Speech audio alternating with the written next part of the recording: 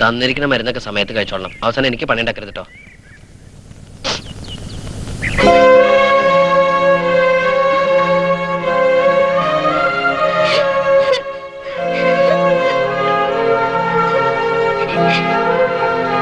ഇവിടെ താമസിക്കുന്നെന്ന് എങ്ങനെയാ മനസ്സിലായേ? എന്റെ ക്ലാസ്സിൽ പഠിക്കുന്ന സബിതയുടെ വീട് ഇവിടെ അടുത്താ. അവളാ പറഞ്ഞേ ഏട്ടനും ഏടത്തി ഇവിടെയാ താമസിക്കണെന്ന്. ഓൾക്ക് സുഖാണോ? ഓളല്ല, ചക്കപ്പോത്ത വീപ്പക്കുറ്റി. എന്റെ വീപ്പക്കുറ്റിക്ക് മൂത്തപ്പടെ കൊട്ടാരം കാണണ്ടേ?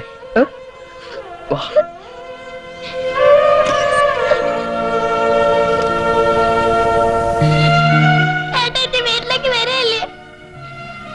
ഏട്ടൻ പോയതിനു ശേഷം അമ്മക്ക് അറിയാത്ത ഒരു ദിവസവും ഇല്ല. ഏടത്തിക്ക് ഇങ്ങ് പറഞ്ഞൂടെ ഏട്ടനോട്?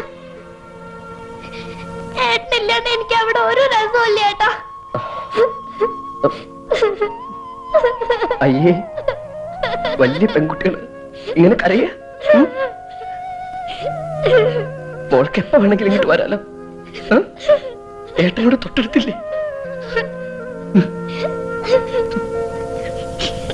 വേഗം പൊക്കോ. വീട്ടിലെ അമ്മയൊക്കെ മോളെ കാണാണ്ട് വിഷമിച്ചിരിപ്പുണ്ടാവും. പടി വരെ ഏട്ടൻ കൊണ്ടാക്കാം. വേണ്ട, ഞാൻ തന്നെ പോയിക്കോളാം.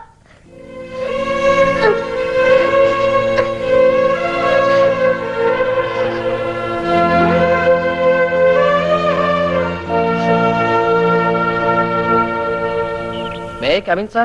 Yes, come in. Oh, Miss Romankutan. Join ചെയ്യാൻ വന്നതായിരിക്കും. അതെ സർ. ബോണ്ട് കൊണ്ടുവന്നിട്ടുണ്ടോ? അതൊന്നും വേണ്ടെന്നല്ലേ സാറെന്ന് പറഞ്ഞത്? യെസ്, അന്ന് ഞാൻ അങ്ങനെ പറഞ്ഞത് തന്റെ അച്ഛൻ തനിക്ക് ഗ്യാരണ്ടി നിൽക്കുമല്ലോ എന്ന് കരുതിയാണ്. തന്റെ അച്ഛനെ ഞാൻ വിളിച്ച് ചോദിച്ചപ്പോ എനിക്കങ്ങനെ ഒരു മകനേ ഇല്ലെന്നാണ് എന്നോട് പറഞ്ഞത്. എനിക്ക് എന്ത് ചെയ്യാൻ പറ്റും? നമ്പീസിനെ ഇൻസൾട്ട് ചെയ്യാൻ എന്നെ കൊണ്ടാവില്ല. അച്ഛനെ തോൽപ്പിക്കാൻ നടക്കുന്ന മക്കളെ ഞാൻ എൻകറേജ് ചെയ്യില്ല. ഒരു മകൻ എന്ന നിലയ്ക്ക് താനിപ്പോൾ ചെയ്യുന്നത് ഉപദേശമല്ല, ജോലിയാണ് ഞാൻ ചോദിച്ചത്.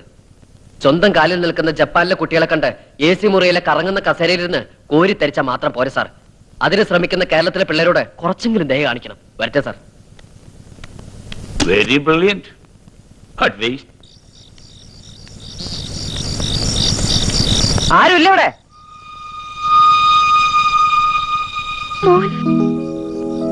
അമ്മയുടെ പ്രാർത്ഥന ഈശ്വരൻ കേട്ടു. വാ, അകത്തേക്ക് വാ. വേണ്ട, ഞാനിവിടെ താമസിക്കാൻ വന്നൊന്നുമല്ല. ഇനി മുറ്റത്ത് കാല് ചവിട്ടില്ല എന്ന് തീരുമാനിച്ചാ ഞാൻ ഈ പടി ഇറങ്ങിയത്. സഹായിച്ചില്ലെങ്കിലും ഉപദ്രവിക്കരുതെന്ന് പറഞ്ഞേക്ക് ഭർത്താവിനോട്. എന്താ നീ പറഞ്ഞേ? ഭർത്താവോ? എന്റെ ഭർത്താവ് നിന്റെ ആരാടാ? ഇപ്പൊ എന്ത് ദ്രോഹം നിന്നോട് അങ്ങനെ ചെയ്തത്? ഓരോരുത്തരുടെ കൈയും കാലും പിടിച്ചിട്ടാ ഞാനൊരു ജോലി ശരിയാക്കിയത്. അത് തട്ടിത്തെറിപ്പിച്ച് കളഞ്ഞു ഇവിടുത്തെ മഹാൻ. തോറ്റുമടുത്ത് കാൽച്ചോട്ടിൽ വരുത്താനേ മോഹമെങ്കിൽ അത് വ്യാമോഹമാണെന്ന് പറഞ്ഞേക്ക അയാളോട്. ക്ഷമയ്ക്കൊരു അതിരുണ്ട്.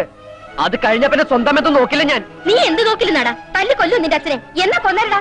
എന്നും അന്തിത്തിരി കത്തിക്കുമ്പോ എന്റെ മോൻ തിരിച്ചു വരണേ നുള്ളൊരുക്കി പ്രാർത്ഥിക്കായിരുന്നു ഞാൻ. ഇനി നീ വരണ്ട. എനിക്ക് നിന്നെ കാണാൻ വേണ്ട. പൊയ്ക്കോ, പൊയ്ക്കോ എന്റെ മുമ്പിൽ നിന്ന്.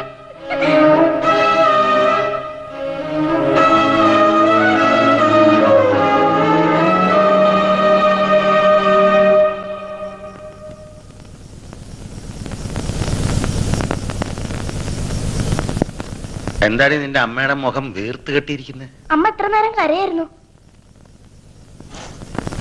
എന്തിന്? എന്തിനാ ശാരദ? ഒന്നുമില്ല. കുട്ടേട്ടൻ വന്നിരുന്നു.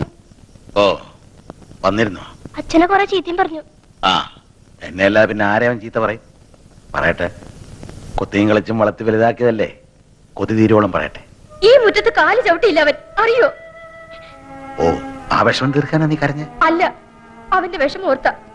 സഹായിച്ചില്ലെങ്കിലും സ്വന്തം ജോലി ദ്രോഹിക്കാതിരുന്നോടെ. എന്തിനാ അവന്റെ ജോലി ഇല്ലാതാക്കിയേ? ഇപ്പൊ അവൻ ആ ജോലി കിട്ടിയ ഒരു കമ്പനി ശിപായിയുടെ കുപ്പായത്തിൽ ഒതുങ്ങും അവന്റെ ജീവിതം.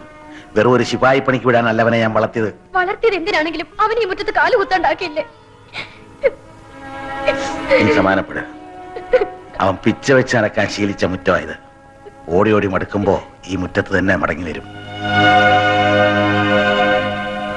എന്നാലും എന്റെ ഓമനക്കുട്ട, എവിടെയാ എന്താന്നൊന്നും ഒരു വിവരവും അറിയാതെ ഞാൻ വിഷമിച്ചിരിക്കുകയായിരുന്നു. അന്വേഷിക്കാൻ ഇനി സ്ഥലമില്ല. എന്താ ചെയ്യേണ്ടെന്ന് രൂപമില്ലാതിരിക്കുമ്പോഴാ കത്ത് വന്നത്. ഏട്ടത്തിയോടെ ഈ വിവരം പറയാൻ പറ്റൂ? അറിഞ്ഞാൽ ആദ്യം പിടിച്ച് വലിവ് കൂടില്ലേ? ആ അപ്പൊ എങ്ങനെയാ മാളുവിന്റെ കാര്യം? കടിഞ്ഞൂൽ പ്രസവം പെൺവീട്ടില. എപ്പോഴാ ഇവളെ കൊണ്ടുവരാൻ വരേണ്ടത്? അല്ല, അത് മാലുവിനെ അങ്ങോട്ട് വിടുന്ന കാര്യം എനിക്ക് ആദ്യ പ്രസവം പെൺവീട്ടുകാരുടെ അവകാശമാ. അത് ഞങ്ങൾക്ക് വിട്ടു തരണം കുട്ടാ. കുഞ്ഞമ്മാവൻ തെറ്റിദ്ധരിക്കരുത്. ഞങ്ങൾ ഒരുമിച്ച് ജീവിക്കാൻ തുടങ്ങിയത് ഇപ്പോഴാ. ഇനിയും മാലുവിനെ പിരിഞ്ഞിരിക്കാന്ന് പറഞ്ഞാ പ്രസവം അവിടെ ആക്കുന്നതല്ലേ നല്ലത്. ഇവിടെ കുട്ടേട്ടന് ഒറ്റയ്ക്കല്ലേ ഉള്ളൂ. എല്ലാറ്റിനും ഒരു കൈ സഹായം ഇല്ലാതെ എങ്ങനെയാ? അതിപ്പോ ഓമനക്കുട്ടൻ പറയുന്നതിന് കാര്യമുണ്ട് മോളെ. ഇവന്റെ മനോവിഷവും നമ്മൾ മനസ്സിലാക്കട്ടെ.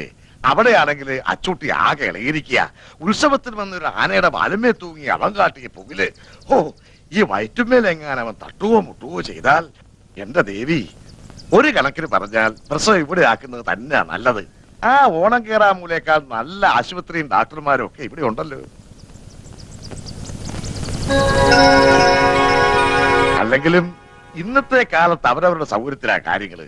ആചാരവും മര്യാദയൊക്കെ അങ്ങനെ കിടക്കും. അപ്പോ അത് അങ്ങനെ തന്നെ അങ്ങോട്ട് ഉറപ്പിക്കുക. പ്രസവത്തിന്റെ സമയത്ത് ഞങ്ങളൊക്കെ ഇങ്ങോട്ട് വരില്ലേ? പേടിക്കണ്ട, കുഞ്ഞുമാമി ബുദ്ധിമുട്ടിക്കാൻ ഞങ്ങൾ അങ്ങോട്ട് വരില്ല. അയ്യോ, ഞാനതല്ല ഉദ്ദേശിച്ചത്. മനസ്സിലായി. ആ എന്നാ സമയം കളയാനില്ല, ഞാനിങ്ങോട്ട് ഇറങ്ങിയ.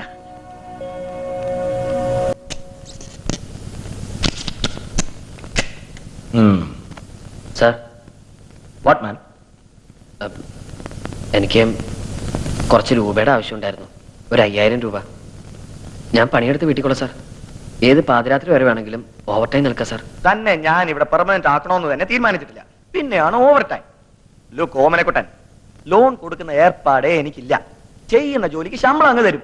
No bonus, no loan, no gratuity, no pension. You go. Okay Nancy darling.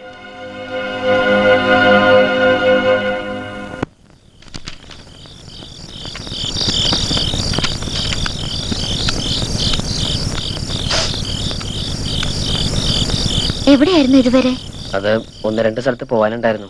എന്താ മുഖത്തൊരു വാട്ടം? കാശ് കിട്ടിയില്ലേ? ഇല്ല. ഇനിയിപ്പോ എന്താ ചെയ്യാ? എന്ത് ചെയ്തിട്ടായാലും കാശ് ഉണ്ടാക്കിയേ പറ്റൂ. വിഷമിക്കണ്ട, ഒക്കേത്തിന് ഈശ്വരൻ ഒരു വഴി കാണിച്ചു തരും. കാണിച്ചു തന്നാ മതി. ആ കമ്പനിയിൽ ജോലി കിട്ടുമെന്ന് കരുതി വേറെ എവിടെയും ട്രൈ ചെയ്യാതിരുന്നത് വളരെ മണ്ടത്തിലായി പോയി. ആ റോസാരിയുടെ വീട്ടിലെ വരവുകൊണ്ട് മാത്രം കാര്യങ്ങളൊന്നും നടക്കില്ല. പിന്നെ എന്ത് ചെയ്യാൻ പോണു? ആകാശത്തിന് കീഴെ എനിക്ക് ചെയ്യാൻ പറ്റുന്ന ഒരുപാട് ജോലികളുണ്ട്. അതൊക്കെ ഞാൻ ചെയ്യും. അച്ഛൻ നശിപ്പിക്കാൻ പറഞ്ഞ നമ്മുടെ മോനെ നമുക്ക് അന്തസ്സായിട്ട് വളർത്തണ്ടേ? നമുക്ക് ആരും വേണ്ട. ഞാനും നീയും നമ്മുടെ മോനും മാത്രം മതി. ഈ ഉറുമ്പുകള് മഴക്കാലത്ത് ഭക്ഷണം കൂട്ടിയൊക്കെ കണ്ടിട്ടില്ലേ? അതുപോലെ നാളെ മുതൽ നമ്മളും നമ്മുടെ മോന് വേണ്ടി പണം ചേർത്ത് വയ്ക്കും. അങ്ങനെ നമ്മൾ ഉറുമ്പുകളാവും. മാലു ഉറുമ്പും കുട്ടനുറുമ്പും.